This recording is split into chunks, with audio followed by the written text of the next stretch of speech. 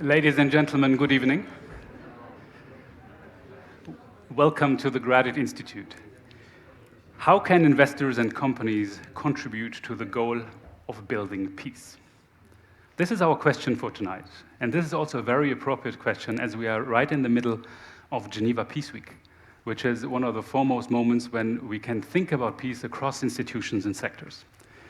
I'm Achim Wennmann. I'm a senior researcher at the Center on Conflict Development and Peacebuilding of the Graduate Institute here, and I'm also the executive coordinator of the Geneva Peacebuilding platform, one of the co-facilitating organizations together with the Graduate Institute and with the United Nations office at Geneva of Geneva Peace Week.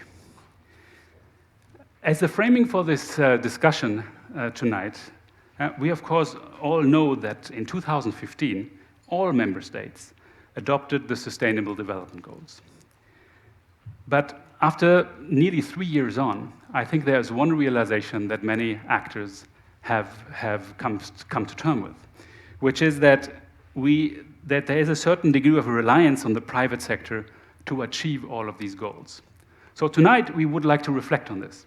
And we want to explore how to leverage trends in sustainable investment for the SDGs, and particularly on the goal that focuses on peaceful, inclusive societies, this Sustainable Development Goal number 16.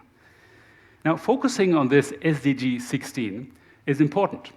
On the one hand, many actors say it is one of these enabling goals that, of course, without safety, security, and peace, it is very difficult to achieve and make progress to achieving any of the other goals. And this may also be encapsulated that you may have smart cities or smart societies, but essentially the smartest city or the smartest society is a city in which violence does not solve conflicts. So Goal 16 will also be at the focus of the review process of the international community of the Sustainable Development Agenda that is coming up. And in July 2019, there will be a high-level political forum where many different actors will take this goal under the screen and explore how the international community has done. So the voice of business and the voice of the private sector is very important in this respect. We have an outstanding lineup of speakers today that we will introduce to you successively. But allow me to first introduce Alan Doss, who is the president of the Kofi Annan Foundation, who will provide the opening remarks for this session today. Alan, please.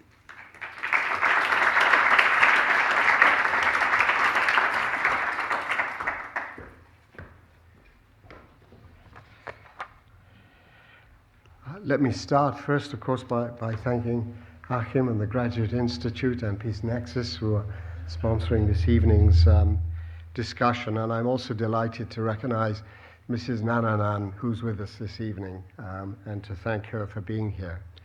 I came especially for this session because Kofi Annan used to say, and I'm quoting him here, "Business cannot succeed in a society that fails." I truly believe that.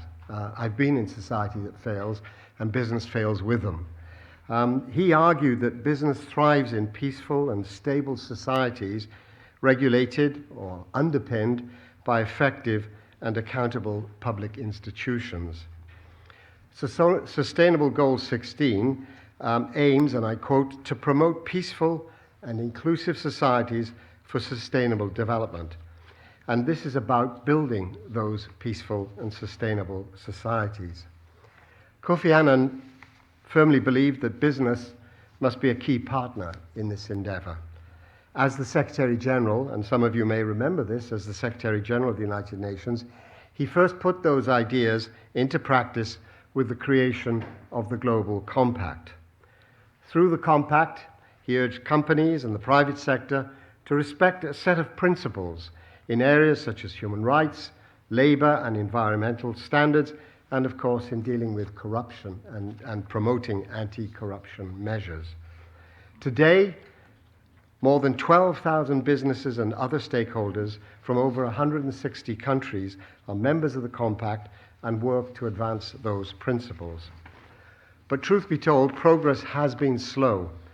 The new UN Global Compact Progress Report identifies SDG 16 as one of the furthest behind with only 22% of companies reporting to have taken action on it. So that's a rather disappointing number at this point, and this clearly must change.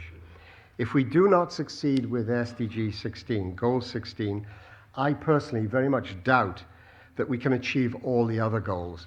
This is why I believe in some ways SDG 16 should really have been SDG 1, because without that basis, it will be very difficult to achieve all, or at least fully achieve, the other goals. So this is why this is really supporting SDG 16 is at the center, if you will, of our goals and ambitions at the Kofi Annan Foundation as we go forward, take Mr. Annan's unfinished work forward. But this complex task obviously cannot be left to civil society, NGOs, and governments alone. It requires leadership and support from all sectors, including, of course, from investors and the corporate sector. I think this is an especially acute challenge for companies and investors working in the extractive sector, oil, gas, minerals, etc. Sadly, countries with large extractive sectors are often the ones with the lowest levels of human development and vast inequalities in the sharing of wealth. These are also countries that are among those that are most scarred by endemic violence. Of course, investors and companies cannot take the place of responsible and accountable government, but they do have a part to play, and they must share the cost of sustaining a prosperous and progressive society. Companies obviously have a responsibility towards their shareholders and shareholder value, but I think they also have to take into account the people of the countries from which they derive their profits. This means that companies must meet their fair share of the fiscal burden, i.e. pay taxes, and not use elaborate ruses to diminish that responsibility. I think it's a message we all need to bear in mind and have to repeat. This doesn't mean to say all companies behave in this way, but we've seen plenty of evidence in recent years where that has not been the case, and I think clearly that needs to change. Private philanthropy, I would add, cannot substitute for the state interventions that are needed to ensure a more stable and peaceful world, which is the goal 16. As we know, business is increasingly targeted by the opponents of globalization. The critics argue that ruthless big companies are gaining huge windfalls at the expense of lowly paid workers. One doesn't have to agree with that opinion, but it is the foundation of a great deal of populism that is actually at work in our world today, and as we have seen both sides of the Atlantic. And there's no quick, I would agree, no quick or easy answer to these complexities of globalization.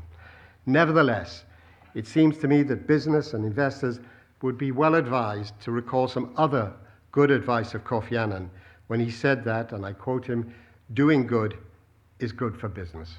Thank you all very much.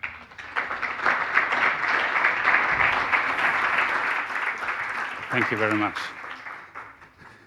Doing good is good for business. So we'll have now two distinguished speakers who can join me on here, who will explain us what is behind this phrase a little bit more, out of the good they do in some of their investments around the world. I'm welcoming Susanna Reber, who is the sustainability... Why don't you come closer to me, please? Susanna Reber, who's Sustainability and Innovation Manager at Nespresso.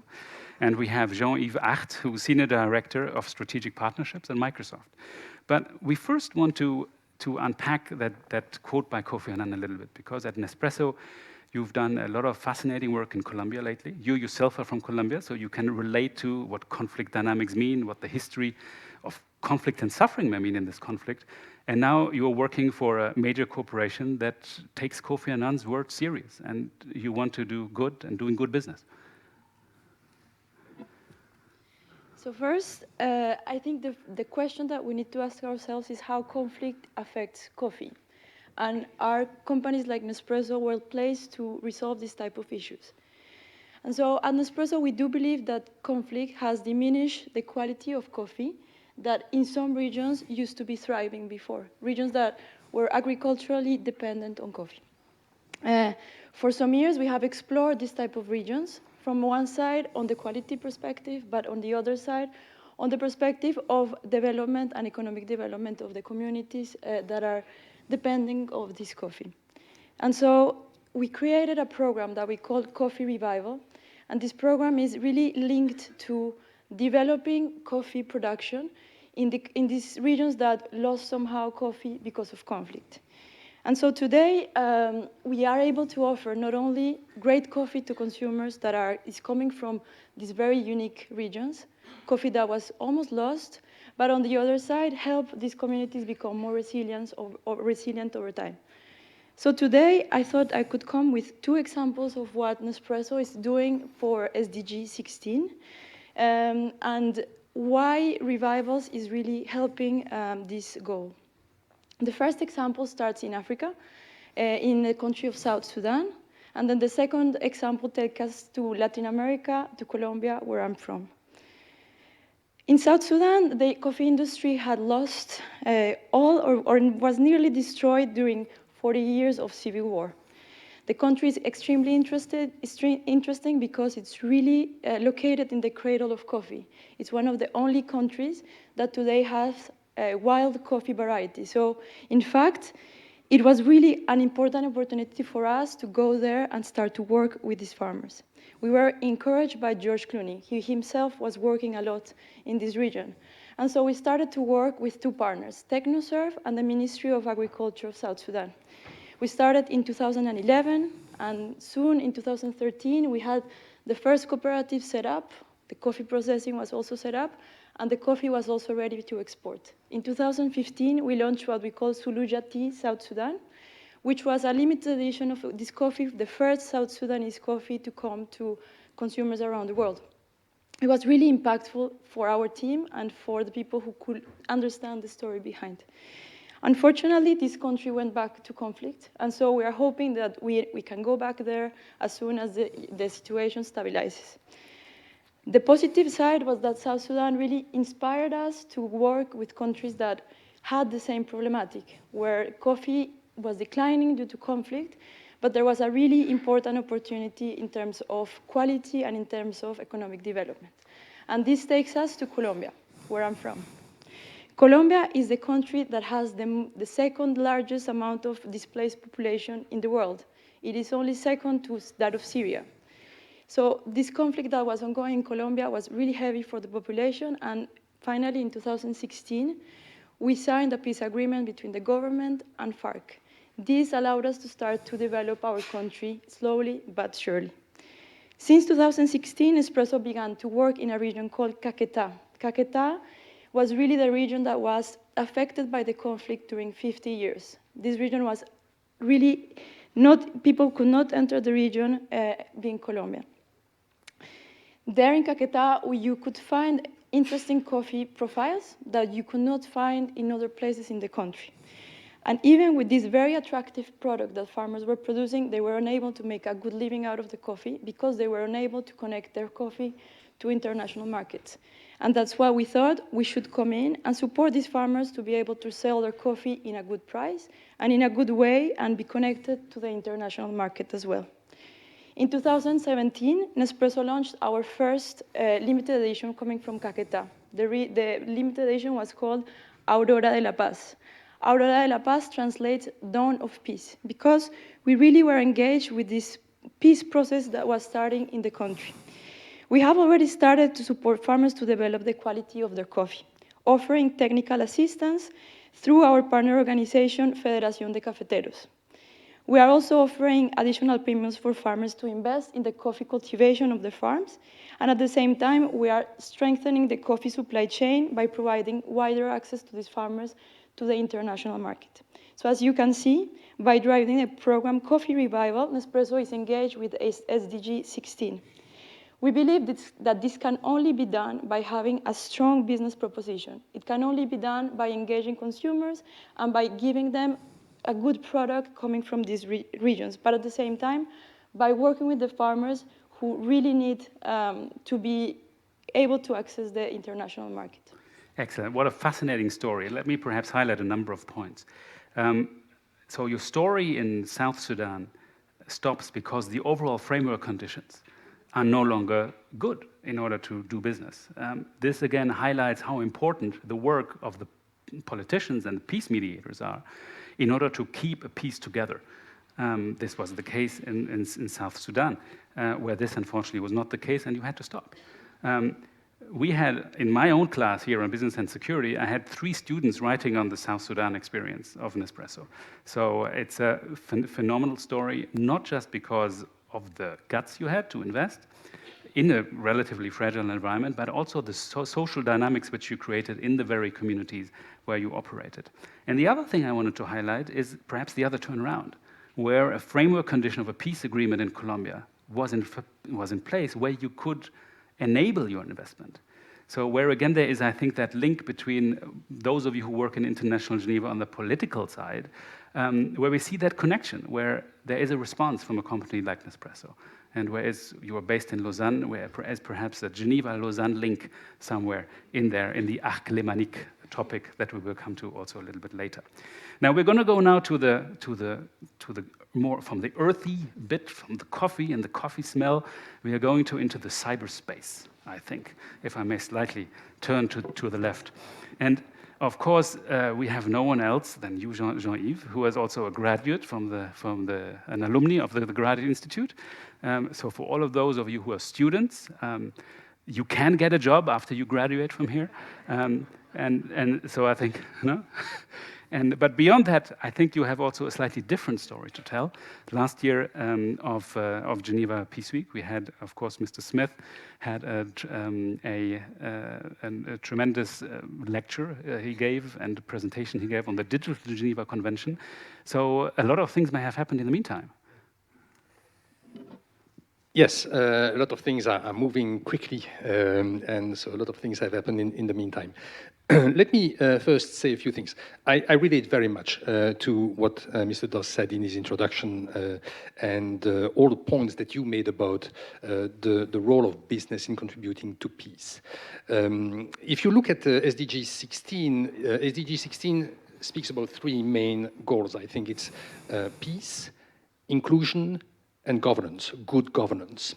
I believe that companies have a lot to do on all 3 of those key conditions for a sustainable society. And we at Microsoft are trying to impact the 3 elements. I'll give you a few examples. On peace, I think that one thing which is well known is the one that you just mentioned. One initiative which is well known is the one that you have just mentioned, which is this Digital Geneva Convention that we call now Digital Peace, so that it echoes something clearer to everybody. The goal of the initiative is really to convince states to refrain from launching cyber attacks against civilians and against civil infrastructure. There are, of course, good reasons for a business to do that, especially a business such as Microsoft, which is in the ICT sector, to ensure that there are less cyber attacks. But beyond that, I think that it is a very important element if you see how war and warfare is developing these days, and the fact that you have more and more cyber weapons which are used, and cyber weapons which are used, which are tested also in times of peace. And for us, it is very important to ensure that states refrain from launching cyber attacks against civilians, against civil infrastructure, in particular in times of peace. What are we doing to do that? You know, when you talk to states about that, and you talk to governments and say to them, yeah, you should think really seriously about your use of those cyber weapons, they turn to ICT companies and they say, hey, you companies have also a role to play in that. After all, those cyber weapons, those cyber attacks are usually things where we are exploiting deficiencies or defects in your products. And so we think that you, ICT companies, have also a role to play. So one thing that we have done this year, and you were talking about things that have moved since Brad Smith was here last year, is that in April this year, at that time was 30 companies, and now there are 60 ICT companies have come together to sign what is called the Cybersecurity Tech Accord.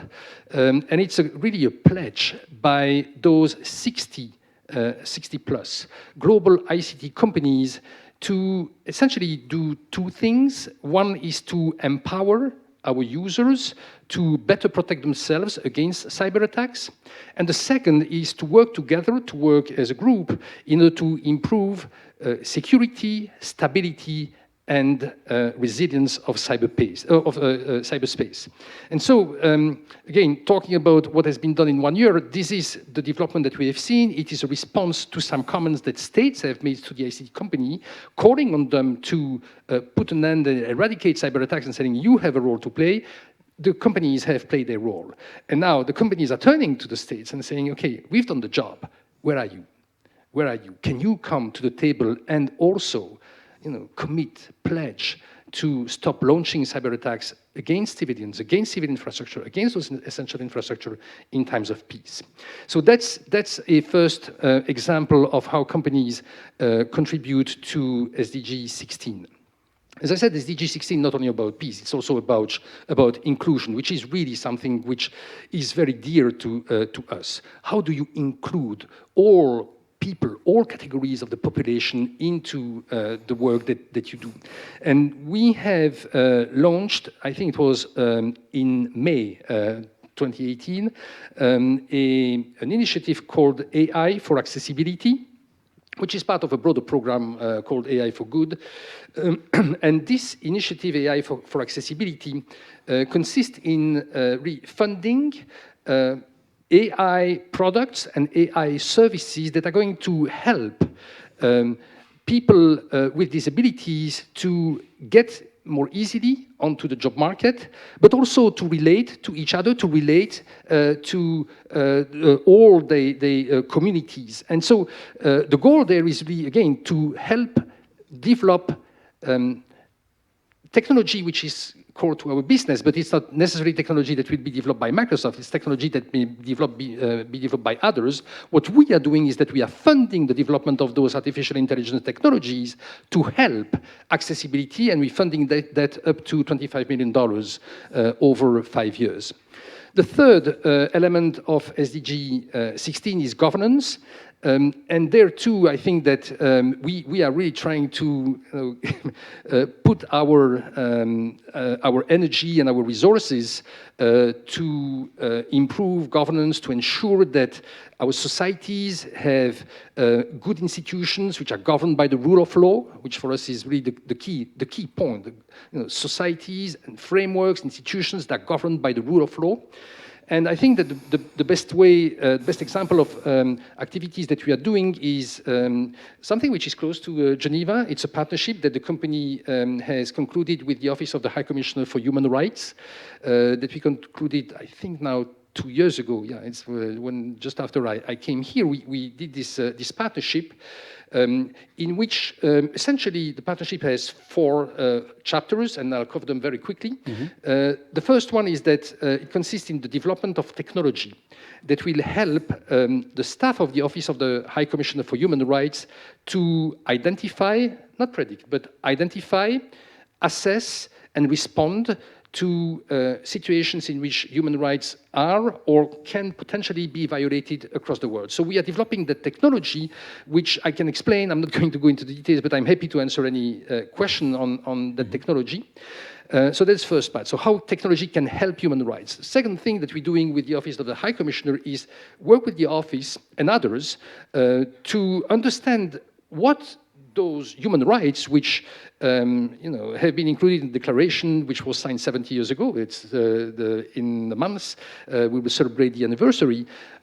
What do those human rights that were agreed on 70 years ago, what do they mean in the digital age? What is it that freedom of association means? What is it freedom of expression, of course? Privacy are the most obvious examples of human rights that are take a new dimension in the digital space. But in cyberspace, freedom of expression, freedom of association, freedom of religion, all have freedom of education, all have a different meaning, a different dimension in the cyberspace. And so we're working with the Office of the High Commissioner and others to understand how those human rights in the declaration, what they mean these days. And the two other elements are very important because one goes exactly to the point that you were making. It's, what can we do in order to better promote business and human rights? What can we do in order to help encourage other businesses to come and to also engage actively, not only in compliance, which is something which they should do pursuant to the UN Guiding Principles on business and human rights, but what can they do in order to promote also human rights in their working environment? So this is... It's fascinating how in your experience, which you share with us, one can read in such a degree of change and continuity.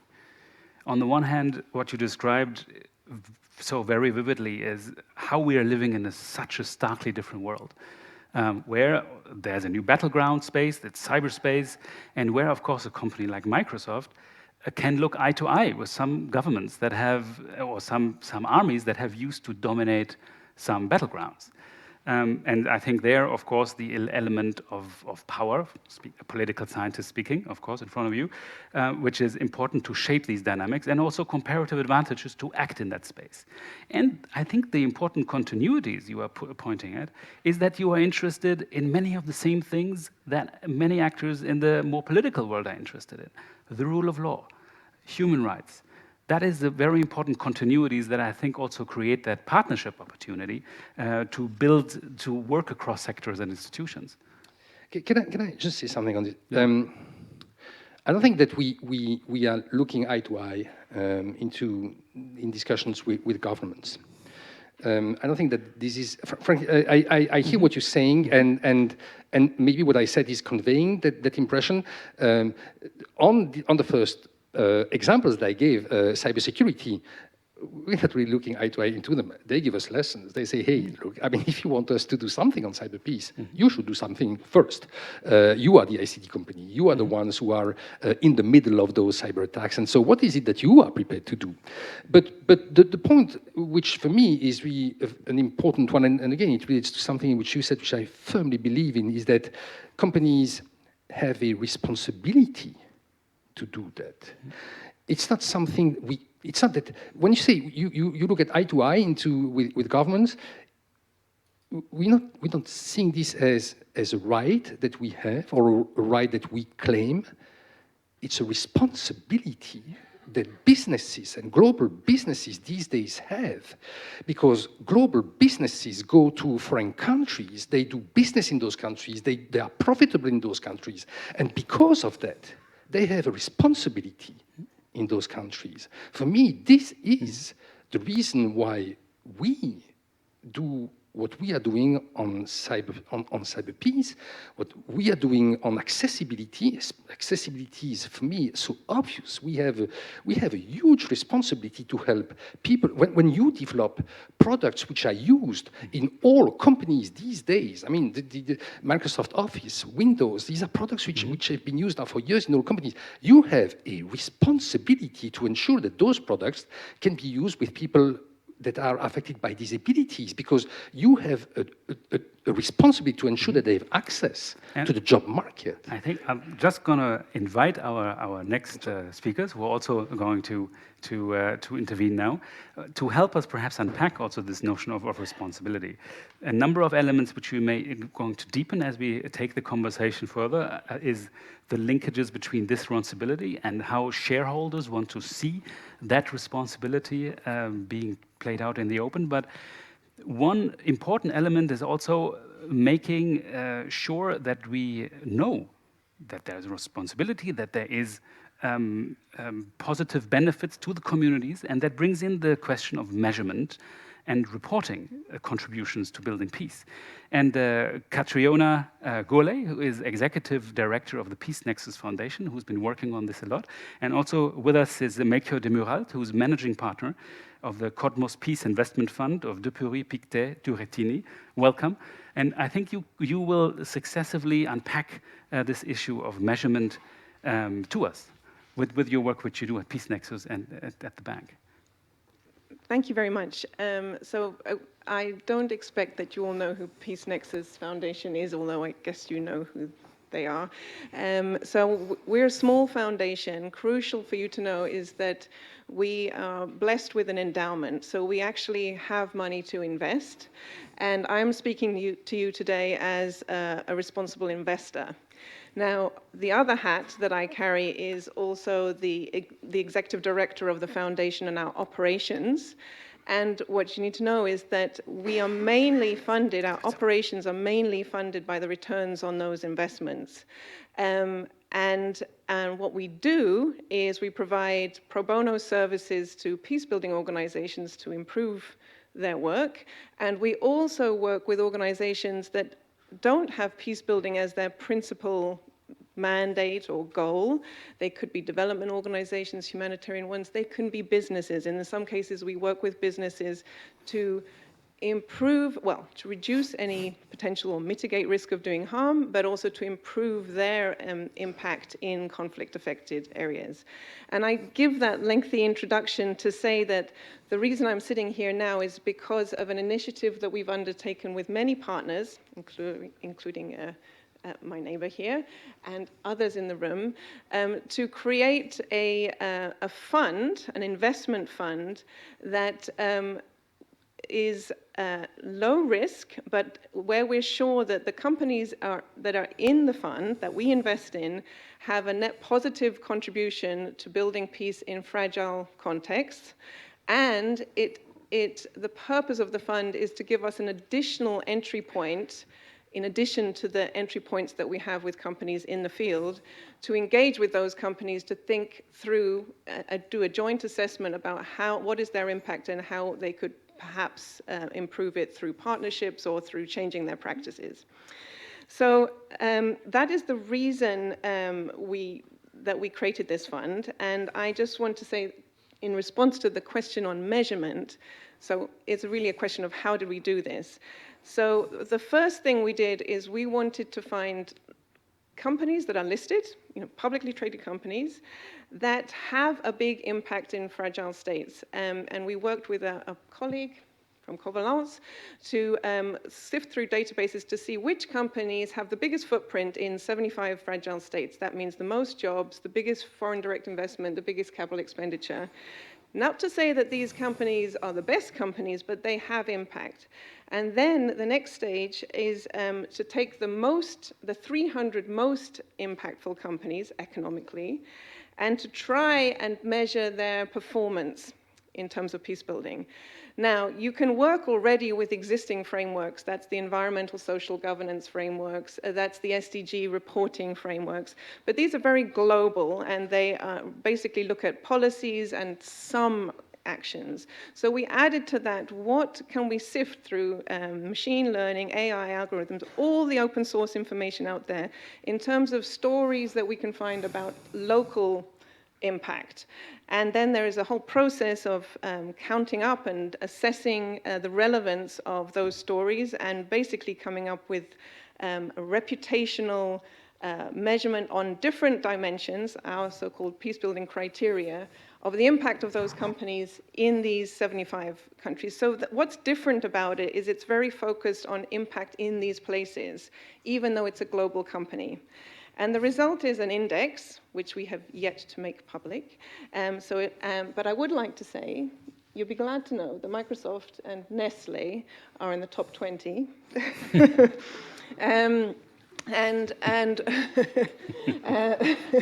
Phew.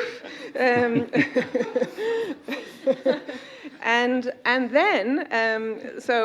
from that we say that those companies that we view as having a net positive contribution, we then hand a list of 200 companies to our very able asset managers, PPT, who then select from that in terms of financial performance, the best ones.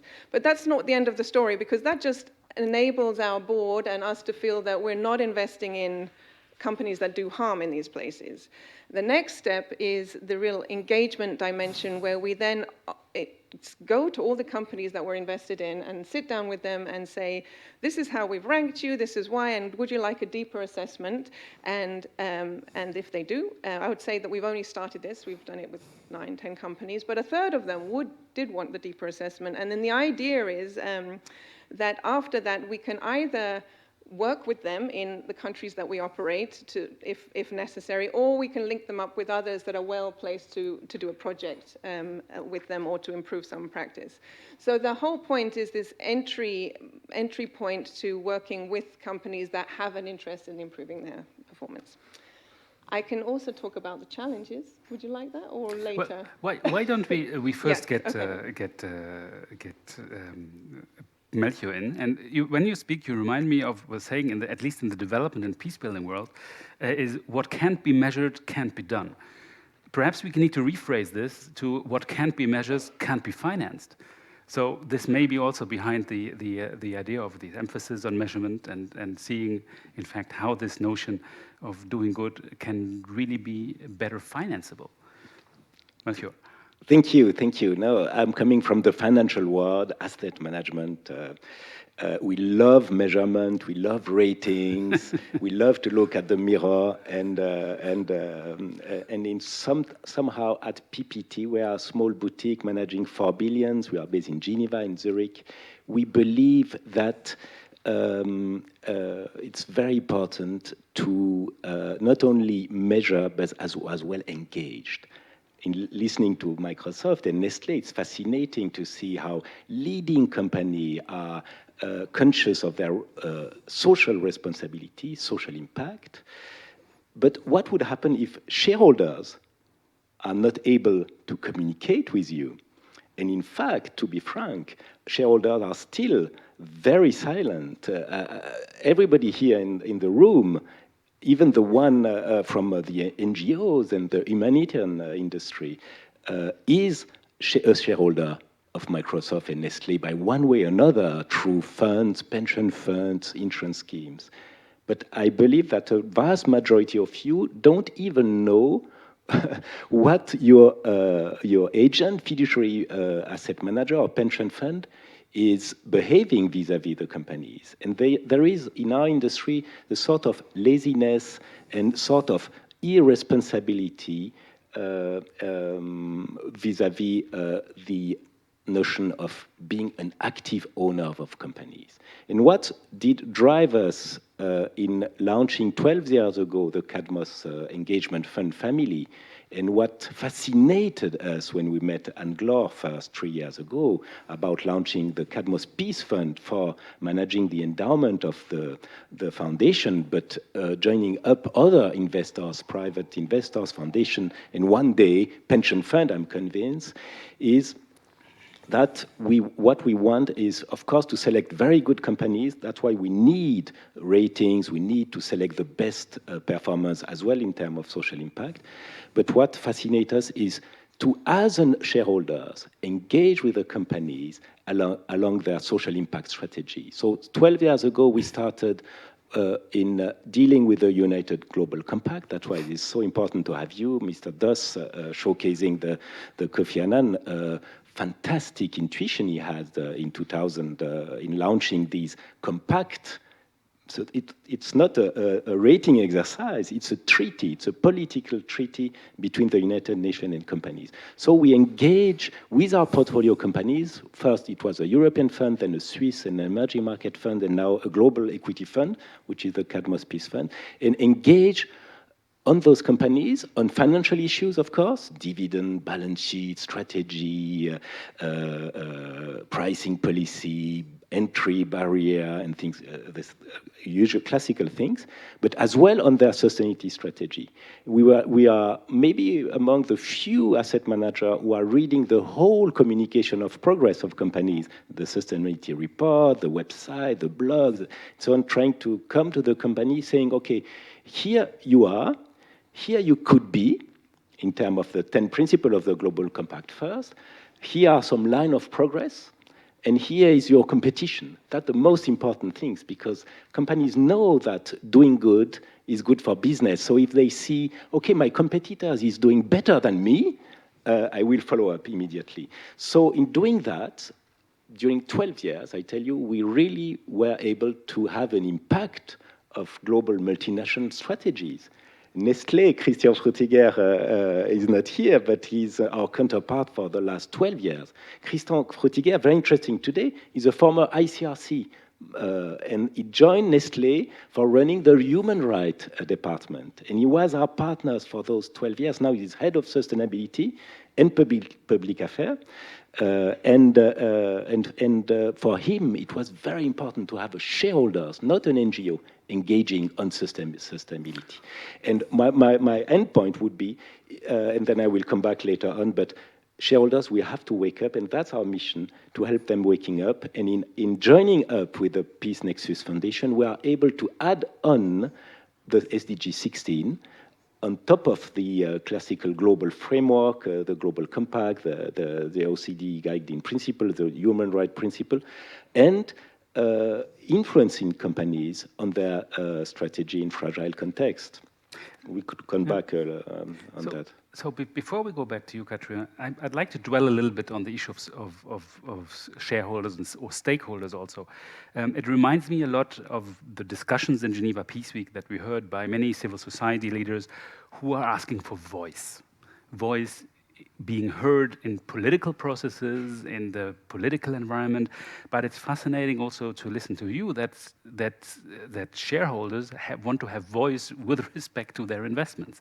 And if you have investments in Colombia and South Sudan, of course, the notion of shareholder or stakeholder in your investment is, of course, something important, I would assume. Can you just unpack this a little bit for us, how you at Nespresso think about this notion of shareholder with respect to the investments and the Aurora La Paz and so forth?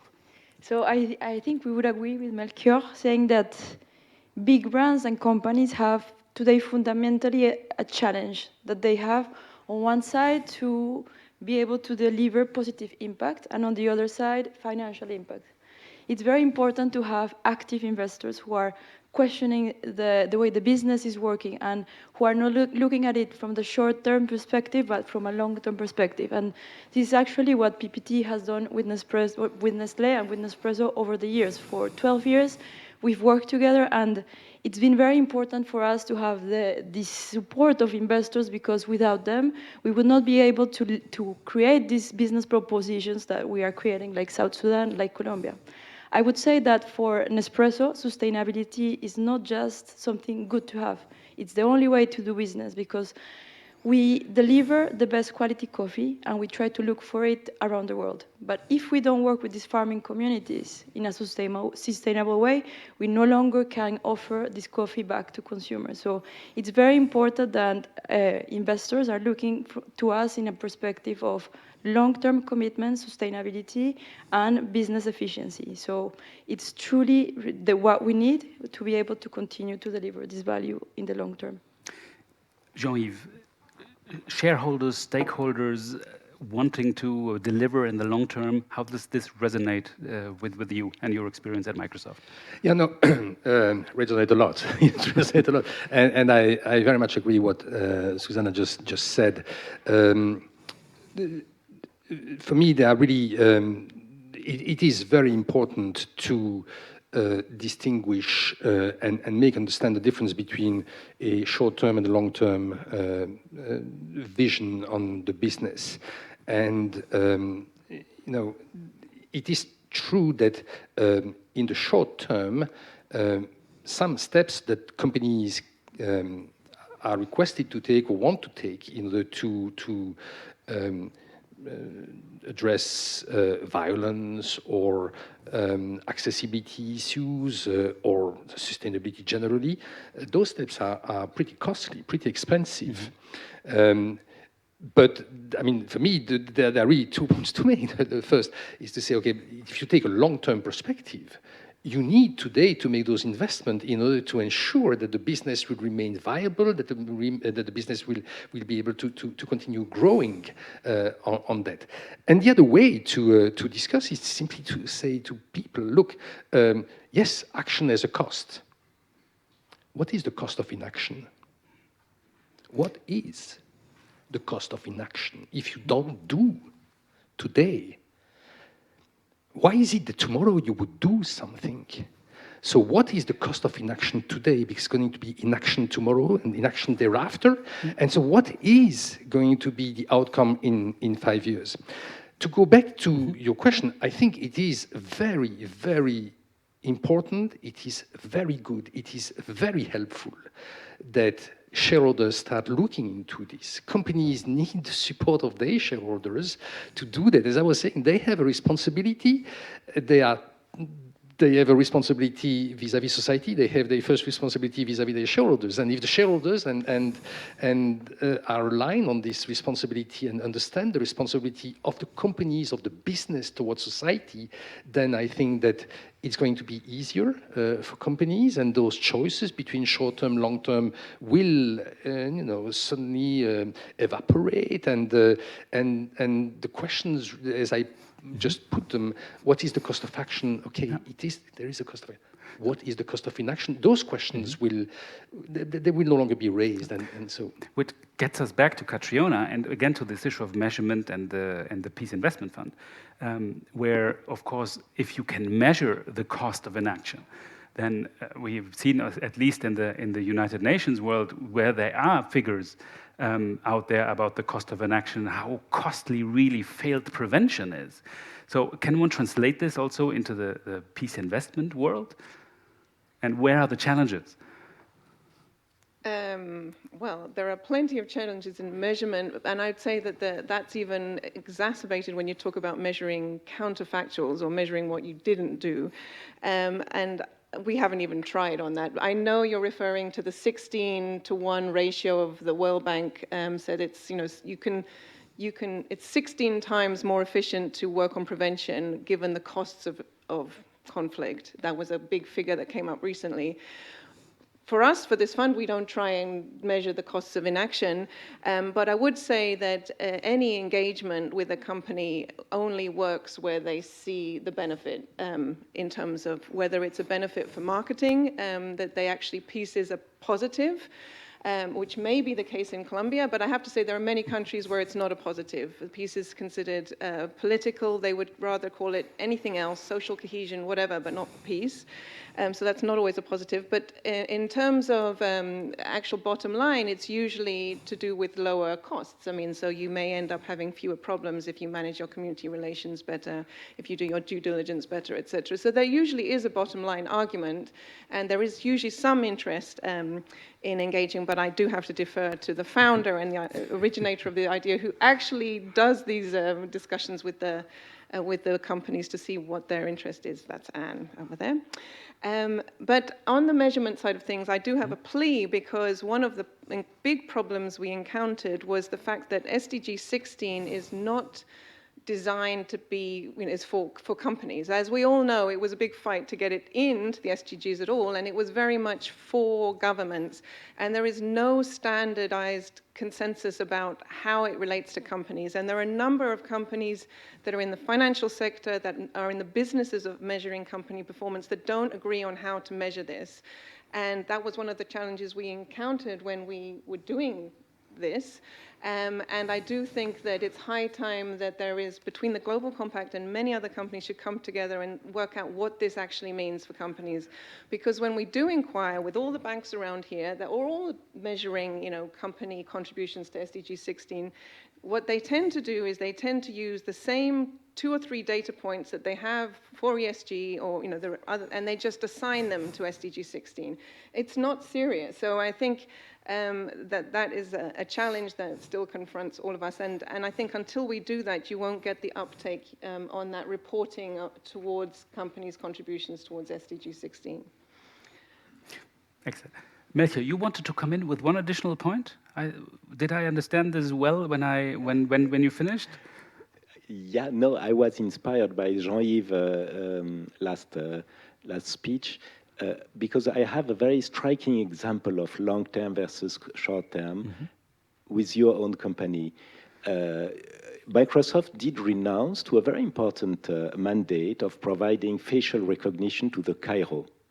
And they renounced to that contract, lucrative contract, because they considered that the state was not strong enough to respect human rights in using that very powerful tool.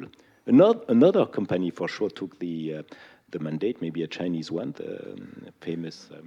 But anyway, if shareholders are not able to understand that short-term versus long-term, companies will have a problem at the end, and that's a bit our motto.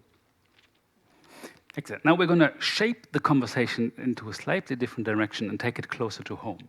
And I would like to welcome Nicolas Ligley from the Republic and State of Geneva on stage, because we want to inquire a little bit the question of whether, with all these discussions on how can investors and companies contribute to the goal of building peace, we have a comparative advantage in Geneva and the Arc Lémanique in order to move forward on this agenda, in order to build partnerships. And don't forget that the building partnerships is the SDG goal number 17, which is also one of these enabling goals in order to push the entire agenda forward.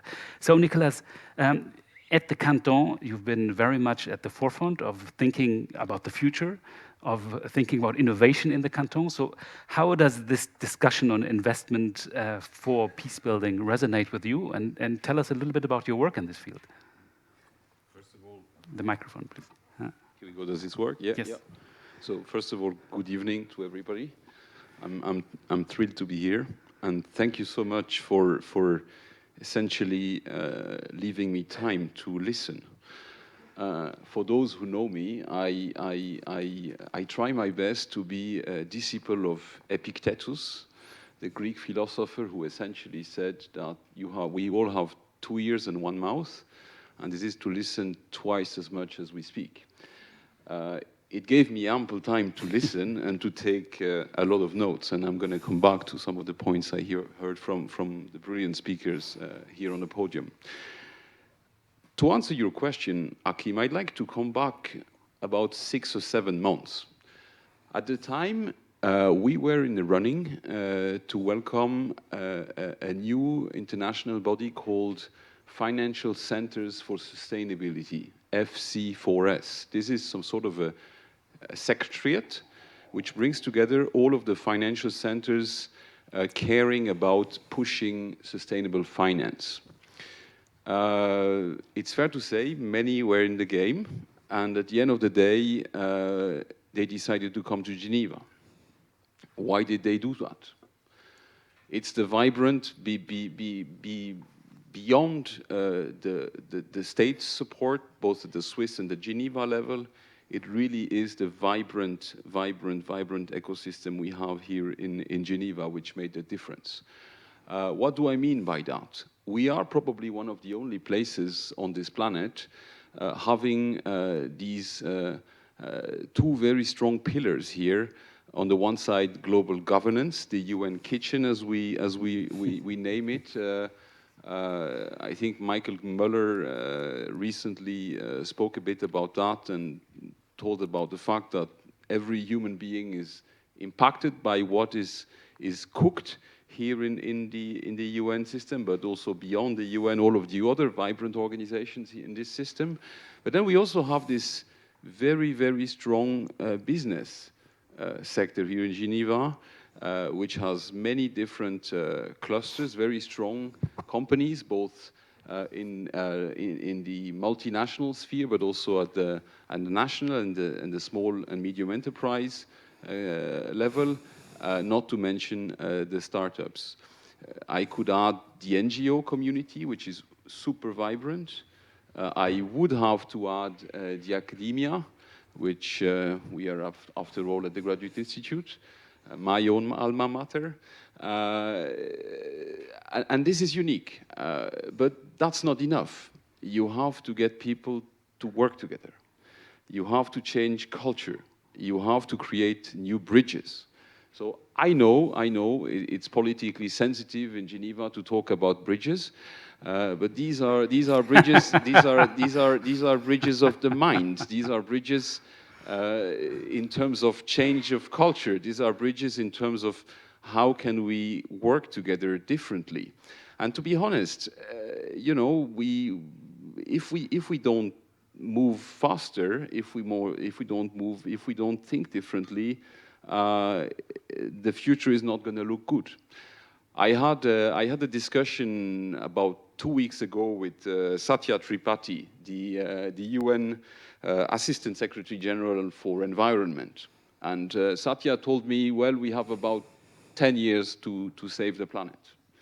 Because beyond that, it's just going to be unmanageable in terms of climate, global warming.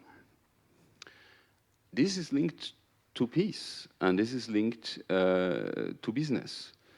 And I think you have come up with Mr. Doss with these great statements from these great quotes from Kofi Annan.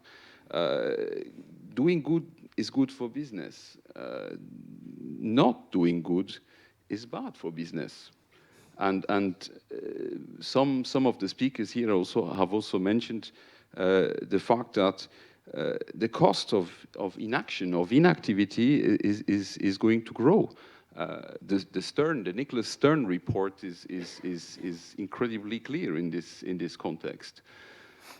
What we celebrate here today, this idea that government and businesses and civil society have to work together. This is, frankly speaking, the future.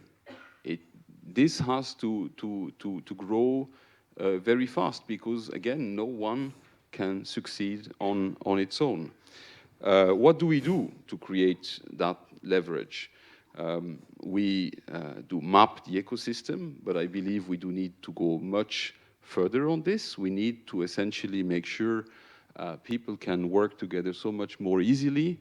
Networks have to be mapped in a totally new way. We are very much working on this. We try to build up this notion that we should work in this region of the world as a campus. This is, after all, not the biggest of territories. Closeness essentially has to bring people together. And this is how good you end on this, because closeness is, of course, something that in a small city like Geneva, where you can by bike be from one side to the other relatively quickly in 15 minutes. By car it takes, of course, much longer. But this proximity and this is, I think, very much also a facilitator for the need of the mindset shift, which you mentioned. If there are really the 10 years that we have left, and we have the kitchen here, we have the ingredients, we have hopefully not too many cooks, but enough cooks to make it an inclusive broth to change the future, then we have, I think, in the proximity in this ecosystem of Geneva, a lot of opportunities to take this discussion forward. And at this moment, I'd like to already start taking the discussion to you by asking you a number of questions, because we've been talking about this international Geneva and about this discussion across sectors and institutions, and I just like to have a series of hands raised, of self-identification. Who in this room is really thinking he works for the private sector, he or she works for the private sector? Huh? Who works for a government? Okay. International organizations, for academia, and let's have one category, who is other?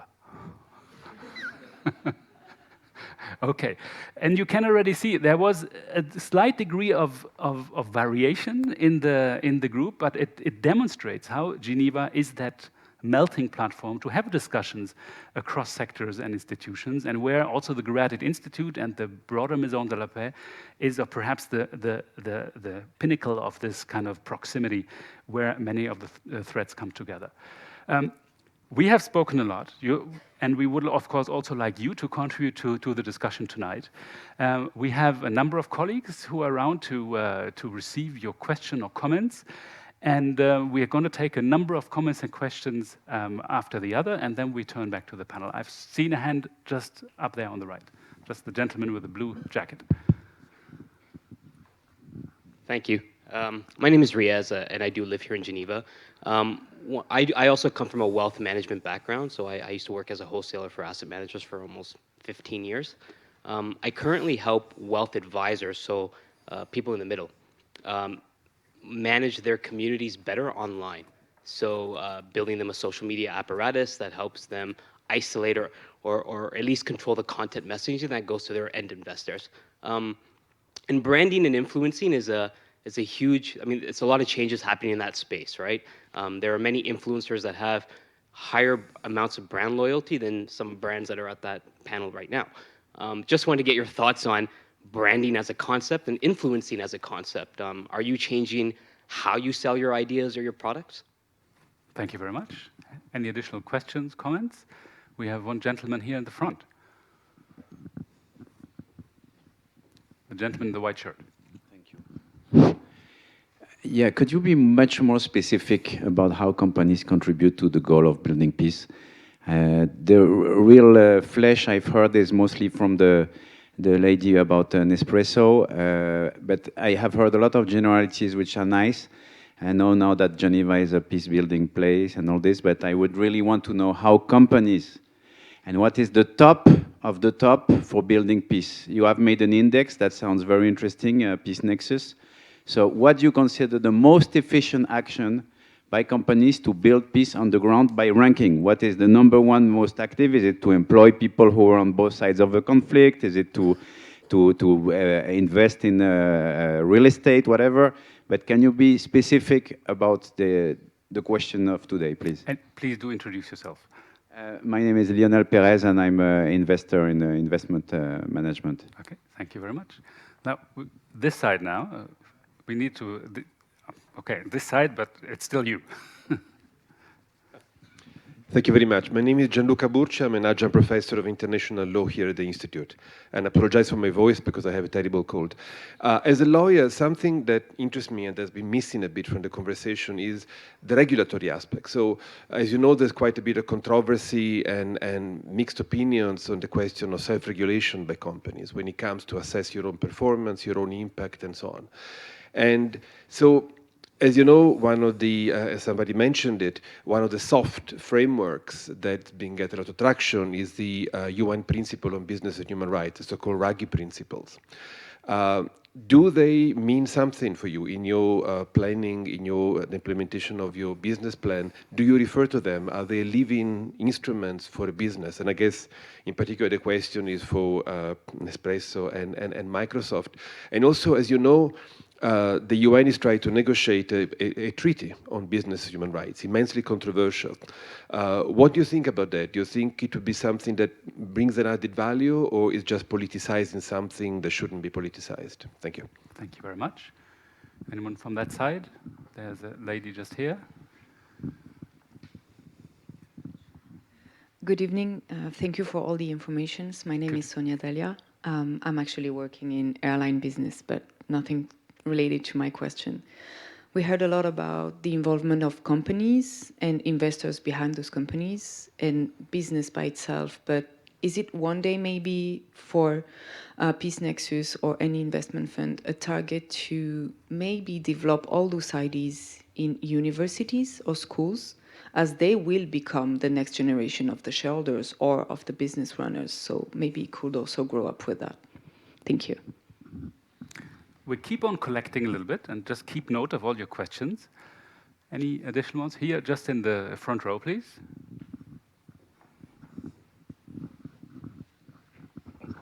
Thank you very much. Sustainable finance have been raised finally by Geneva State representative, and Geneva, it's worldwide capital for sustainable finance. I want to ask Mrs. Gourlay, you said that you prefer, you want working with fragile states. Why exactly? And who are those states who are listed as fragile states? Thank you very much. And I think we can have 2 additional questions. Anyone? Here, right, excellent. I just have one addition regarding regulatory framework. What do you think about integrated reporting?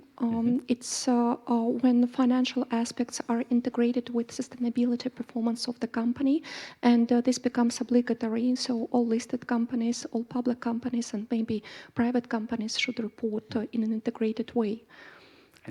Please My name is Natalia, and I'm based here in Geneva. I'm from private sector, but currently I'm doing executive masters. Okay, thank you very much. One final comment, reflection, the lady right here, and then up there. And then we close and give back. Good evening. Thank you for the presentation. I'm Ana Gomez, and I work at the Global Apprenticeship Network, and actually Microsoft and Nestle are members. My question is, how does, actually these two companies work with the government in those fragile contexts when maybe the government is the one doing the crimes and the conflicts? Straightforward question. There was a hand up in the back still? Yeah? My name is Mathieu Damian. I'm working at the GRIP, a Belgium think tank. My question is related with the last one. How can investors and companies contribute to the goal of making war? And I think sometimes they are they are fueling war. How can we divert them from these actions? For instance, in France, we had ELF, who fuels war in Congo-Brazzaville, without being, how can we do it being smart? And thanks. Yeah, very, very pertinent question. So, ladies and gentlemen, why don't we start with you? The regulatory questions, a number of very hard-hitting questions that you may want to take on. Yeah, thanks. Thanks very much. Thanks very much for the questions. Really, all very fascinating. I have noted here 3 of them. Examples of contribution to peace. 2 comments. There too, you have a problem, a question, a challenge of measurement, if you want. What is it that you call peace? Is it simply no violence, or is it any reduction of tensions between states or between collectivities? For me, the latter definition, which is any reduction of tensions between states or communities generally, collectivities, is probably more pertinent than a very narrow definition of no violence. But whether you take one or the other, I can give you examples of things that we are doing, and I've mentioned one of them on this initiative that we are leading with a number of other companies now to try to convince states to refrain from launching cyber attacks against civilians and civil infrastructure. Including electricity grid, telecommunications grids, and things like this. Those cyber weapons today are an integral part of the weaponry that are used in armed conflicts. And so the way we see it is that this is a contribution to peace. If you take peace in the broader sense, things such as AI for accessibility, AI for Earth, which is also another initiative that we have launched up to, I think, if my recollection is correct, it's 50 million, but it may be more than that, to address issues relating to the usage of natural resources, which are a contributing factor to a number of armed conflicts, disputes about resources. I think you have given some examples. This is the kind of things that companies can do to work to peace. So these are the kind of contributions. Generally, I think that every company can contribute to peace. Every company can do that, either on its own or in associations, but every company can do that. So I don't think that there are really specific examples or concrete situations that are lacking on that front. In terms of the regulatory initiatives or the regulatory environment, your question about the UN guiding principles, what is it that companies are doing? Again, super interesting question. The UN guiding principles are there really to encourage companies, guiding principles, encourage companies to comply internally in their own activities with human rights. I believe that a number of companies are looking at the UN guiding principles very seriously. Companies such as Microsoft, and I know that because I'm part of the human rights team at Microsoft, 4 of us are working full-time on human rights issues to ensure that the products that we are going to deliver, that the products that we source, in our supply chain, especially at the time when we were manufacturing mobile phones, that all those products, the supply chain, all those aspects comply with the UN guiding principles. So this is something on which companies, and a number of companies, are very serious. The last point which I wanted to cover, the two related questions to companies that are contributing to war.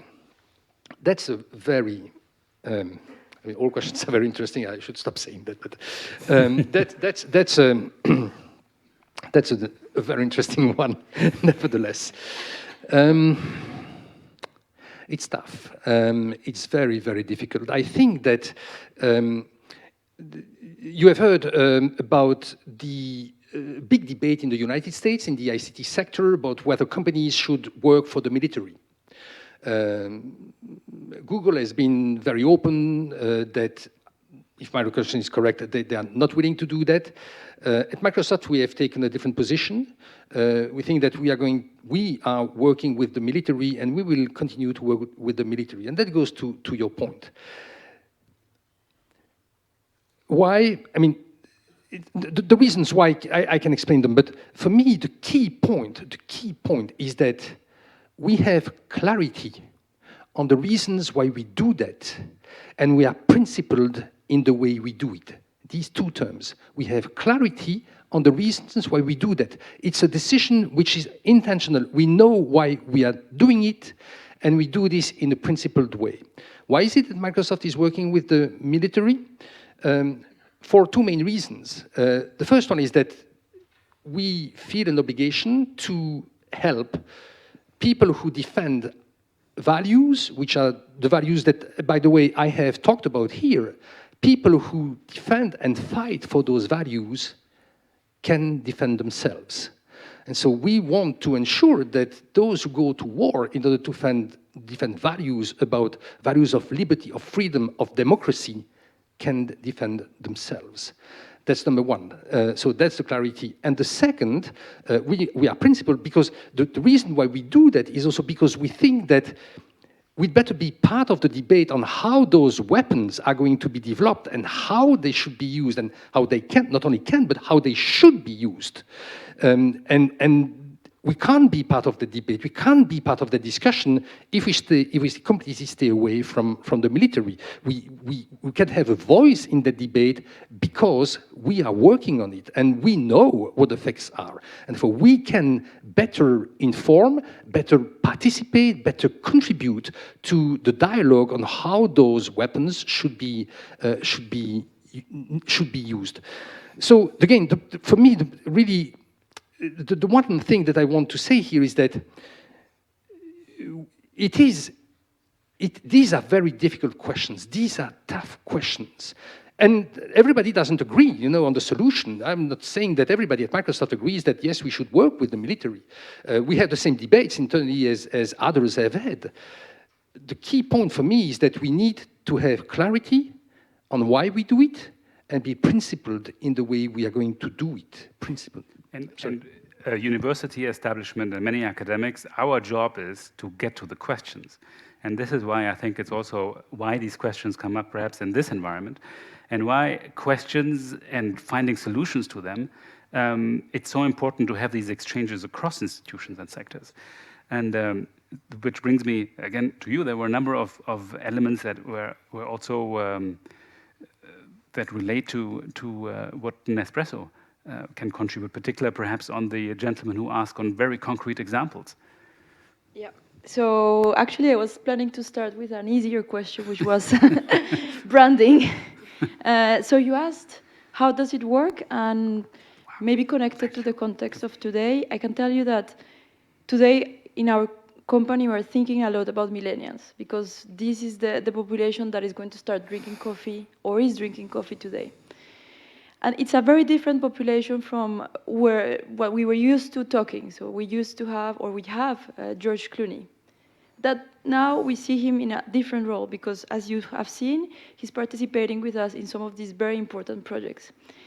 Millennials, they do not want to be told, they want to be part of a community, and they want to be part of the discussion. And for us, when you take these important projects, they open a discussion, and they open really a story. And it goes beyond just about a great coffee that you're taking, but it goes more towards I am supporting a community that is reconstructing itself after conflict. So I think branding has to be carefully created because there is a fine line between using these communities and really helping them. And so if you're going to work for SDG 16, you really need to be careful that what you're doing there is meaningful, that there is investment behind, and that you're expecting impact from these projects. Then the second, regarding examples of contribution to peace, I think we really believe what Jean-Yves was saying, that the only way to work with communities that have gone through conflict is to offer them a means of income. They don't want to just receive help. They want to be able to have a business, to be successful in the long term, and to see a source of income. And we see it also in places, for example, like Colombia, where the median age of the farmers is 52, 53 years old. You see that the next generation is really hesitant to enter coffee. And so we need to convince them that coffee is a good business. And the only way to do that is to be able to offer them a good price, to be able to come to the places where they are producing coffee and bring technical assistance, but most importantly, to buy the coffee that they are producing over the long term. Because we see a lot of, let's say, opportunistic ways of coming and buying coffee 1 week, but then the next week they are no longer there. And so the communities say, well, I don't see a future in generating coffee. So now with Revival's program, we are looking into new origins and trying to understand how to measure this impact, because as you've seen, it's not something so easy to measure. Every community is very different and needs something very different. Perhaps sometimes they need more things related to social, related to environmental, related to political structure. So it's very, very difficult to come with the same structure every time. And there I come to your question regarding measurement. And I agree with you that companies should not measure themselves. People are going to be very critical about how you measure your impact. And so what we've done is we work with different partners. For example, we work with NGOs like Fair Trade or Rainforest Alliance. We work with TechnoServe, who can really help us measure this impact on the ground. And at the same time, we are working with the World Bank, for example, who are very strict on the criteria they are asking us.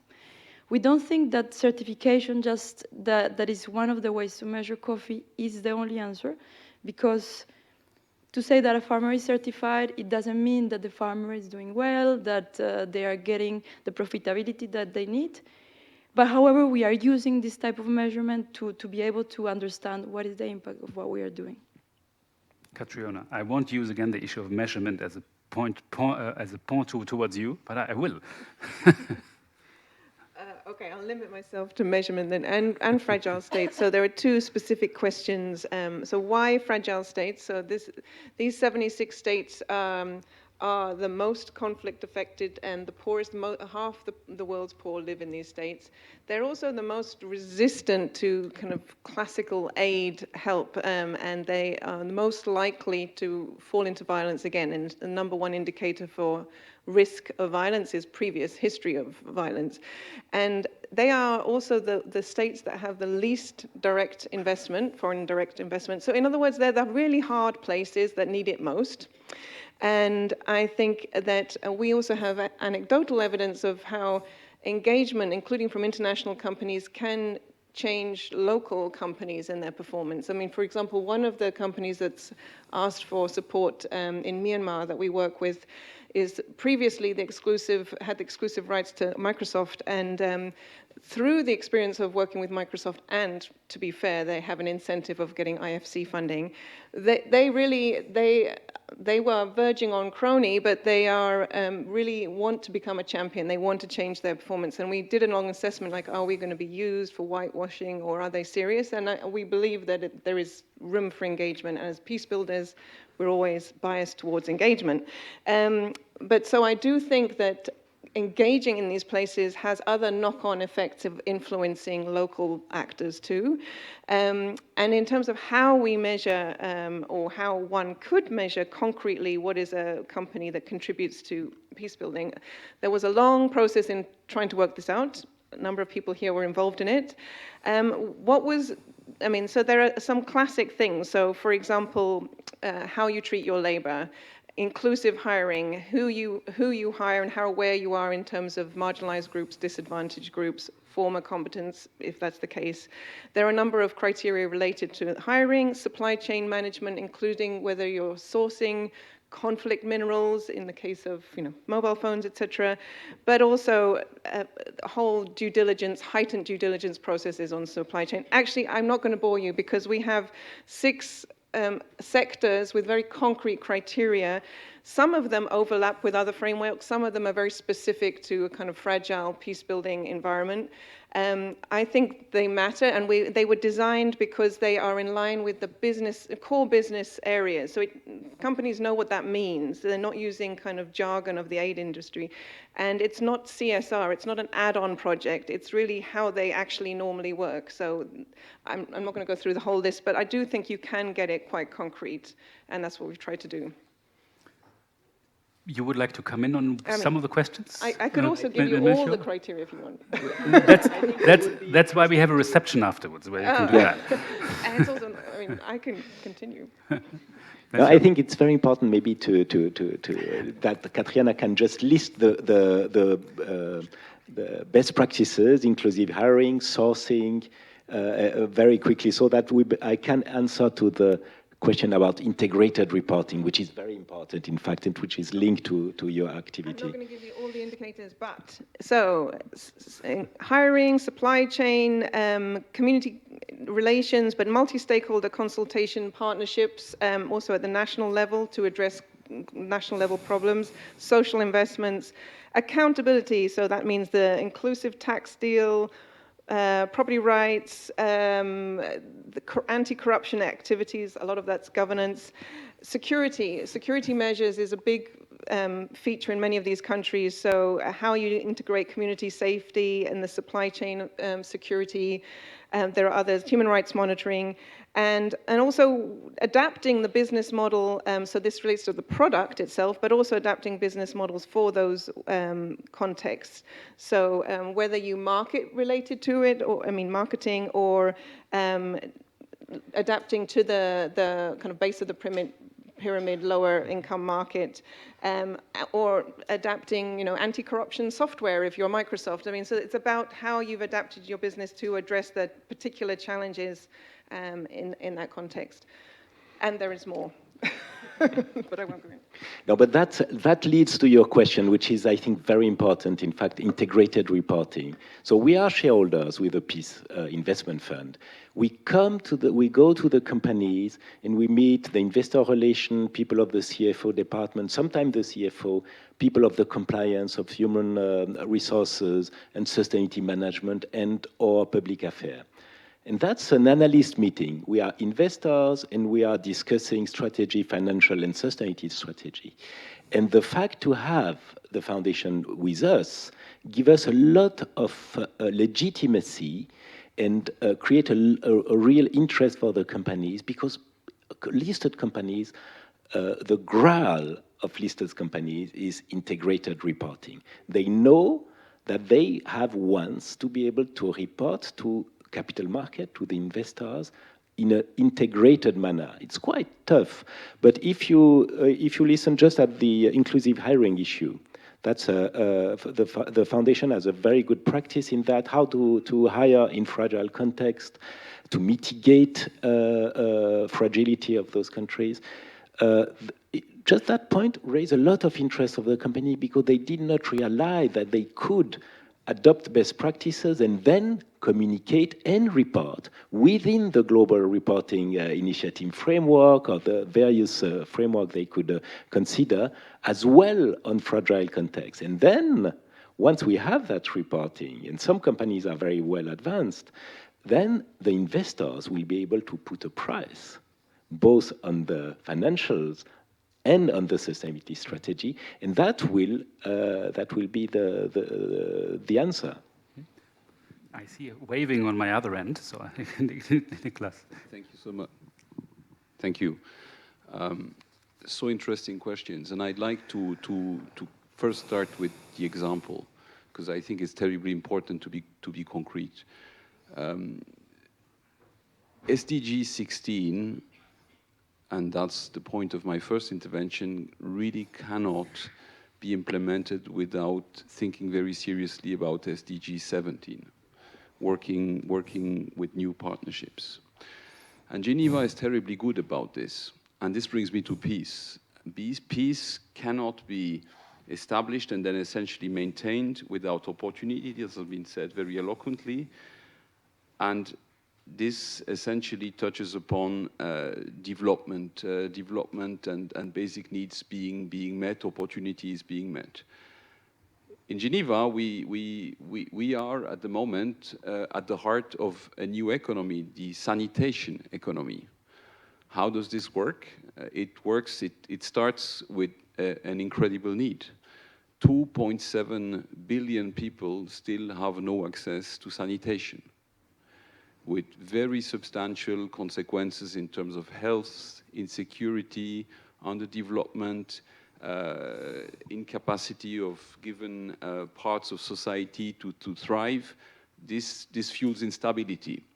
We are, with these new partnerships, SDG 17, networks, we are creating a new economy and responding to these needs from here. How do we do it? We have a cluster here in Geneva dealing usually with perfumes and aromas. If you do reverse engineering, instead of creating very great smells, nice smells, you essentially take away the bad smells. But that's not enough. You have to essentially work with big philanthropic organizations, the Bill and Melinda Gates organization. And then you add to that mix, to the recipe, because we were speaking about the kitchen here, the development kitchen, the SDG kitchen, you add to that an international organization or maybe several of them, amongst them the World Health Organization. Then you throw in some startups, companies dealing with Internet of Things to essentially measure what's happening in these fields, and you essentially create new conditions for saving resources, water, creating much more safe environments for people to have access to sanitation, and then with the data generated by the Internet of Things, the devices capturing data, you essentially change the way we think about management of health policies. This is one thing we do here in Geneva, and I could multiply it. Before essentially giving you the word back, I know time is running out, I'd like to really just quickly come back to this fund here. This is another brilliant example of what we do here in Geneva and what we really hardly can do anywhere else. This is where very, very great talent in finance team up with amazing talent in peace building. And it's this combination which at the end of the day makes a big difference with companies. This is giving you a credibility level you would not have otherwise. And I think that's really a Geneva product.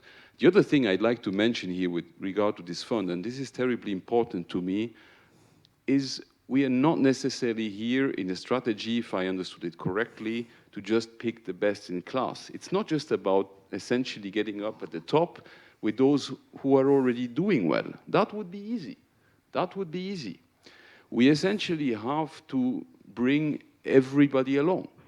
We have to be inclusive in the way we approach people and give them a chance to mature, to do the right things. This is how we are going to lift all of the boats, not just a few of them. Last point, economic history driven. In periods of vast change, as we are going through right now, there seems to be a long-term trend. Networks are thriving in these periods. When everything is relatively stable, the hierarchies tend to be more strong. At the moment, with this change happening, Geneva is the place where we essentially have to reinvent how to use and to lift up the boats through the networking, through new networking, through innovative networking. Thank you. Excellent. And heading one of these networks, the Geneva Peacebuilding Platform, which is your entry door into Geneva's peace world, I can just reiterate the importance of networking and how much is happening in Geneva in this field right now. Now, we're coming closer to the end, but just another 2 minutes, not more. I would like our speakers just to reflect on the one thing that you think is your own personal take-home from today's discussion. We spoke an hour and a half. What is the thing that you take back in your pocket? And Melchior, why don't you kick us off? That 1 or 2 sentences. Okay. No, I appreciate Nicolas' remark about the fund. I think it's a very typical Geneva innovation. And in investing in the fund, you can not only get the market return, plus maybe because we selected the stars companies, but you will, in engaging with the Peace Nexus Foundation alongside the fund, you will help companies to contribute to peace building. So what else? Great. Catriona, please. I guess my take-home is that, well, from a perspective of an investor, I don't want you necessarily to invest in this fund that we're also invested in, but I do think that anybody that is in the business of investment, it's a responsibility of every individual to think that that is a responsible investment. So, not that in my private life I'm a big investor, but I do think that there is no time at this time in history people should really hold their investment managers to account and should be thinking about the impact of their investments, and to encourage other foundations as well to think about impact or mission-aligned investing, because very few do. It's a growing sector, but it's still tiny, and I think that even in Geneva, we have plenty of other foundations here that don't. It's just about returns and the investment side, and then they spend it for good. And my plea is that more think about how your investments can actually have an impact in themselves. Please. So I would take 3 things. The first was the introduction that Alan Doss made. He mentioned that SDG 16 should be SDG 1, and I completely agree with this phrase. Second thing is about investment, long-term versus short-term. I think we should shift the system to long-term investment. And the last, I think it's very important, and we truly believe it, is that doing good is good for business. Thanks very much. So for me, the key things are that this achievement of SDG 16 is a responsibility for companies. Very much relates very much to what you were saying at the beginning, that business is not simply an opportunity; it also has, correlated responsibilities. That's number one. The second is that we need to have the right mindset in companies, and that I very much welcome for that the fact that shareholders are now paying attention to the efforts or the initiatives that companies are taking in order to contribute to the achievement of that goal. Niklas. Thank you. I'd like to go back to what Mr. Doss said at the very beginning, and I'm going to requote Kofi Annan here. Mr. Doss, you said business cannot succeed in societies which fail, if I noted correctly. I'd like to very humbly paraphrase this and say that societies cannot succeed with businesses that fail their responsibility. So you see the link. The one needs the other. And this is our responsibility. Nobody can essentially win on its own. We are having to work together, and we should make this a great journey. If we project ourselves forward, not 50 years, not 20 years, not 10 years, and we look back, I'd like us to essentially make sure we not look back and sort of reflect by saying almost nothing stood in our way except ourselves. So let's do this. Thank you very much. Thank you very much to you. And I think if there is one thing that this discussion reminds us of, is that if we stay within our corporations, if we stay within our organizations, be they international or governments, if we stay within academia, and we do not connect to the other, then we will not find the solution. And I think this, what is embedded in Goal 17, is something very important to recall. And there's, of course, nothing better to break the silos than a reception. Which is happening right now. I'd like to thank the organizer, the Graduate Institute Peace Nexus Foundation, for the collaboration for this event. I'd like to thank our speakers, who all deserved, of course, a big hand. Thank you.